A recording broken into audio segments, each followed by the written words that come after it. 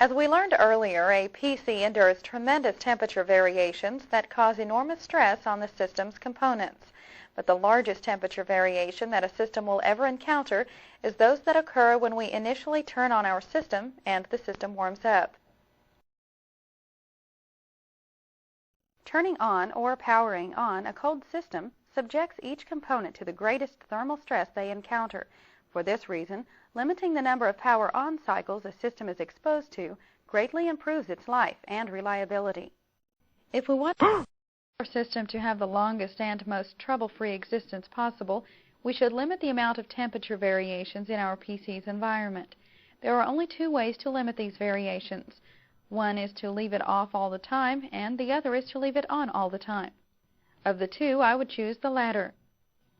Leaving our system on all the time is the best way to promote system component reliability. However, there are more issues we should explore before leaving our system on continuously. Normally, where the problems can occur when powering on a system is in the power supply. At the startup, the current draw for our system and all the motors for just a few seconds of the initial operation is very high compared to that of the normal operating current draw. Because the current must come from the power supply, the supply is extremely stressed, especially if several disk drives are started.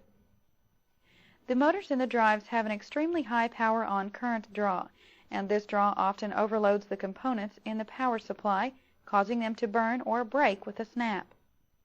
To reduce the power-on stress, we should always leave our PCs on. Or should we? Although it may appear that we should leave our computers on all the time, this is not a feasible idea. There are a couple of concerns that we should address. One is that an unattended, unused system that is powered on uses electricity. Since the PC isn't used, this is a waste of a resource. Second, a PC that is powered on and left unattended represents a fire hazard. Even if this is a remote hazard, it still should be considered.